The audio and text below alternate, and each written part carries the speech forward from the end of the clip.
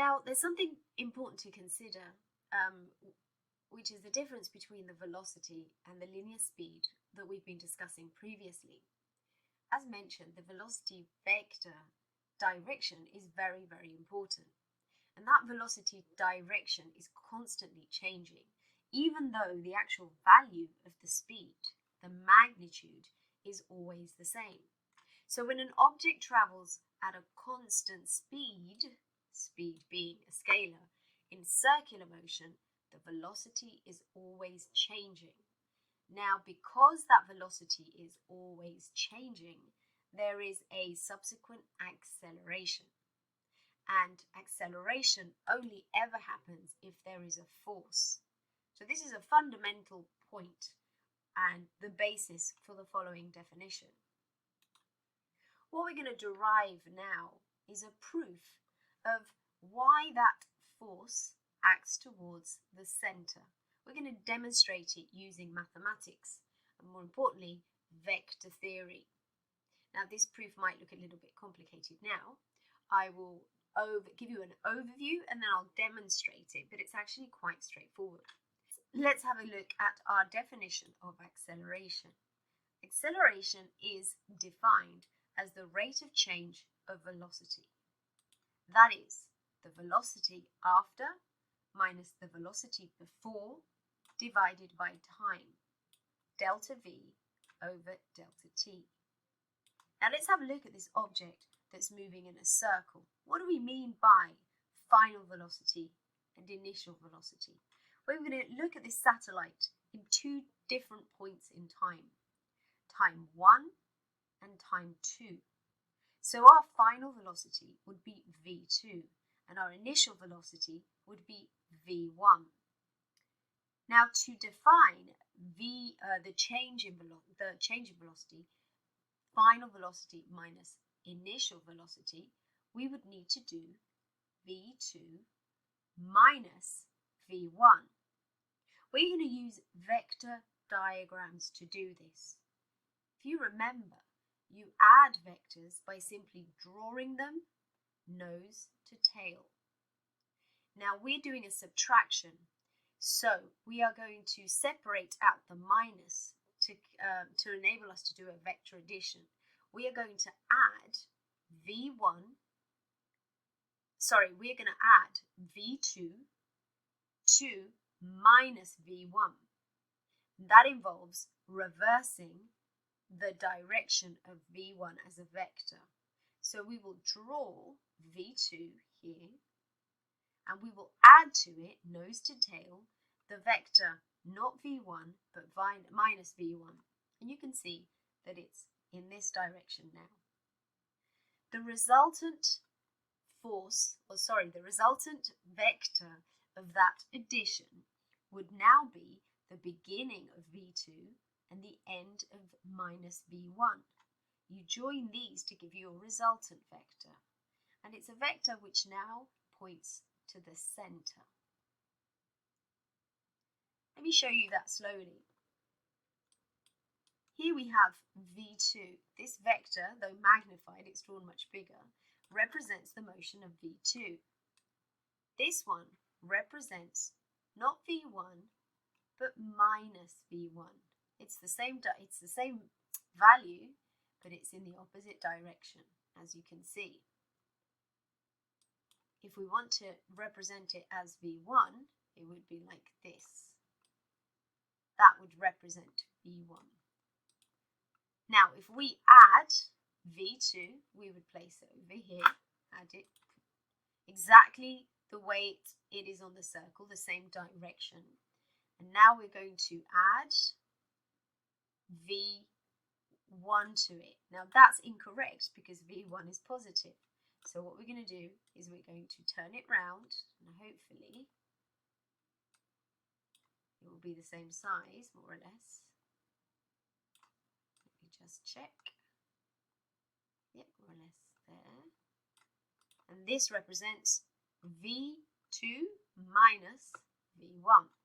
Now our resultant is the beginning of v2 and the end of v1. There we go. Now, to prove that this this resultant velocity vector is towards the center, what we do is we place it in between V1 and V2 in that center point, more or less.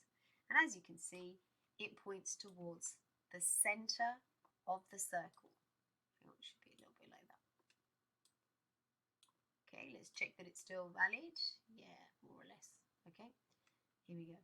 So that is the proof using vector addition that the resultant change in velocity is towards the center. Now the change in velocity divided by time would give you the acceleration, and that acceleration is also going to be towards the center because it's proportional. Now, using Newton's laws, force is proportional to acceleration. So if your acceleration is towards the center, then your force is towards the center. Or, to be specific, the force is perpendicular to the motion of the object's velocity. Now, how do we quantify that acceleration? The actual proof behind this relationship is beyond the scope of the IB syllabus. So this is one of the few times you just get given a relationship and allowed to roll with it. The acceleration, the relationship between acceleration and that linear velocity magnitude, right, v, is acceleration is equal to v squared over r. This is a given. You don't need to prove this or know where it comes from. You do need to use the correct units, however, which are meters per second squared. The angular acceleration can also be represented in terms of angular velocity in the following relationship. Acceleration equals angular velocity squared times r. Now this relationship you can prove because we have a relationship from last week which relates velocity to angular velocity. Can you use that to prove this relationship? Try it now. Right, I hope you managed to get that. We have a relationship for linear speed which is equal to omega r from the previous section. If you square both those terms, we end up with the linear speed is equal to omega squared r squared. If you divide that by r up here, then you end up with omega squared r, which is acceleration. But what other relationships can we make with these? Newton's second law states that resultant force equals mass times acceleration in that direction. So therefore, if I know that force equals mass times acceleration, I now have two more relationships, lucky me, for working out the force. If force equals ma, then force is equal to mv squared over r. And it's also equal to F equals m omega squared r, which is the angular velocity times the radius. The units are always newtons.